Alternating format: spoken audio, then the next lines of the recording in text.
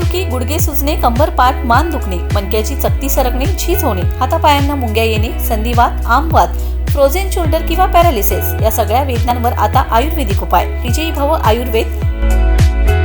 गुडघे व मणक्यांच्या विकारावर विशेष आयुर्वेदिक उपचार केंद्र. नेवरी, तालुका कडेगाव, जिल्हा सांगली. पुणे त्रिमूर्ती चौक, धनकवडी. मुंबई दादर पश्चिम. आजच संपर्क करा.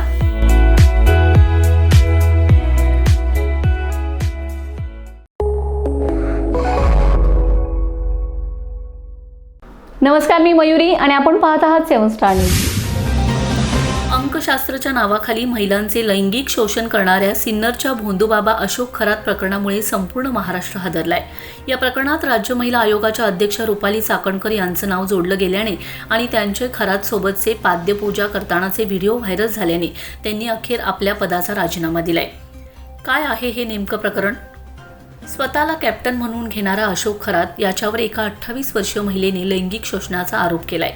पोलिसांनी केलेल्या तपासात खरातच्या कार्यालयातून एक पेनड्राईव्ह जप्त करण्यात आला असून त्यात 100पेक्षा जास्त आक्षेपार्ह व्हिडिओ सापडलेत. खरातनी दैवी शक्ती आणि अंकशास्त्राच्या नावाखाली अनेक महिलांना जाळ्यात ओढल्याचा संशय पोलिसांनी व्यक्त केलाय. यामध्ये रुपाली चाकणकर वादाच्या भोवऱ्यात अडकल्या असून अशोक खरातच्या श्री शिवनिका संस्थांमध्ये रुपाली चाकणकर या विश्वस्त होत्या.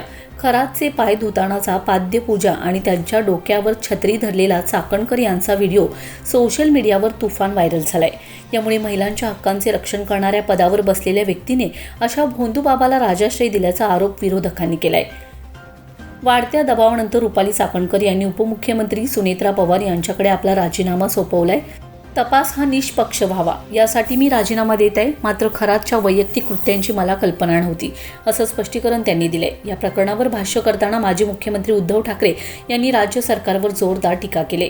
ते म्हणाले, नुसत्या भोंदूबाबावर कारवाई करून चालणार नाही, तर त्यांच्या पाठीशी उभे राहणाऱ्या भोंदू भक्तांवरही कठोर कारवाई झालीच पाहिजे.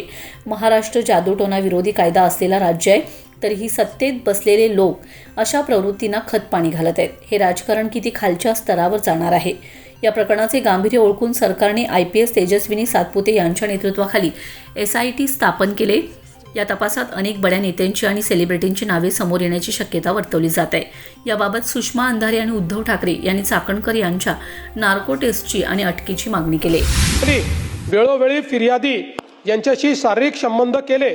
यातून फिर्यादी यांना दिवस गेल्याने अशोक खरात यांनी गोळ्या खाण्यास देऊन फिर्यादी यांचा गर्भपात घडवून आणला. तसेच जर फिर्यादीने अशोक खरात यांच्या सांगण्याप्रमाणे धार्मिक विधीस नाकार दिला तर तुझे भविष्यात चांगले होण्याऐवजी वाटोळे होईल, तुझ्या मुलांचे बरे वाईट होईल असा दम दिला व मजकुरांचे फिर्यादीवरून सदरचा गुन्हा नोंद आहे. अशोक खरात याने पीडित महिलेला दिव्य जडीबुटीचे औषध आहे असे सांगून एक द्रव्य दिले होते.